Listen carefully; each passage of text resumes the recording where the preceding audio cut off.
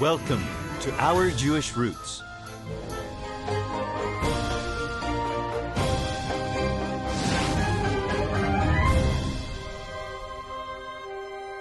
Solomon, and rightly so, in biblical literature is construed as the wisest of them all.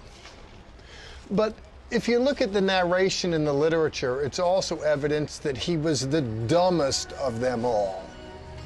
I mentioned that, Solomon comes to power as a made man. His father David had accrued wealth, expanded empire. Solomon is tasked then with building a temple and more, and he does all that, but he doesn't just do that. His father David was a man after God's own heart. Solomon's heart drifted. The book of Ecclesiastes in biblical literature attests to the fact that this man who had everything invested his energies in the pursuit of more. He was acquisitive with goods. He was acquisitive with human beings. He himself gathered 1,000 women to himself. I mean, this is a sex addict. This guy had a lot of problems, spent a lot of money, all these queens, bear princes and princesses. Everybody wants an apartment in the capital city and a Rolex watch. Who's paying for all this? Well, Solomon had a great idea. Let's just raise taxes.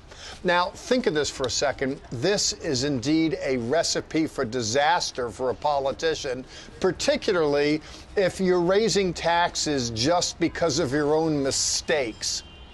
I mention that because when Solomon's life runs its course and his son Rehoboam comes to power, Rehoboam has to pay the piper. Baruch, I've fussed at Solomon for too many women, but some of that is necessary, yes?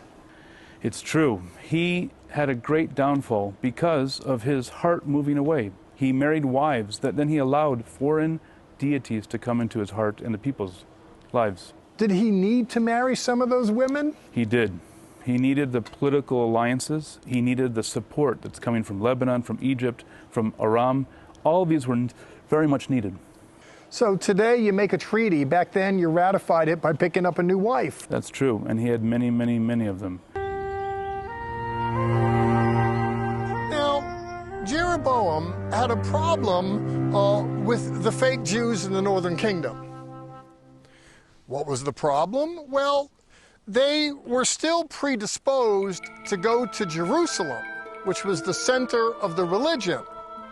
And not only would they be inclined to cross the border to go worship the God in Jerusalem, but as if that's not bad enough, they're taking the tithe dollars with them. That is to say, money is getting out of the house. Well, we can't have that. If we're going to have a political breakaway, we have to have a religious breakaway as well.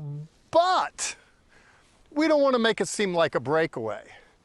See, Jeroboam had some sechel, he had some smart, so he built this place. And what is this spot? Well, it's a temple at Bethel. Interestingly, it has the same dimensions as the Mishkan, the portable worship facility built by Moshe Rabbeinu, Moses. We're talking about the Israelite, the Hebrew great himself. So they built some sacred space here to mirror that which was at the heart of Judean religion. But in conjunction with that, here and far north in Tel Dan, right up at the Lebanon border today, they built a sanctuary with a golden calf. You see, Jeroboam had married an Egyptian woman, so let's bring some of the Egyptian religious tradition in the house as well. Let's make it kind of look authentically Jewish in Hebrew, but look, fake Jews. It's not legitimate at the end of the day, and it has ingredients in it that are antithetical to it. It reminds me so much of religion today, to tell you the truth. This Jeroboam, over 20 times in the Hebrew Bible, because of all of this, he's referred to as the man who made Israel to sin. It starts off as a political issue, and then it translates into a spiritual one as well. It reminds me, by the way, in so many ways of the world that we live in. Let's learn a lesson and follow the God of Israel. Never mind fake Jews, fake politics, fake religion. Let's go after the real deal.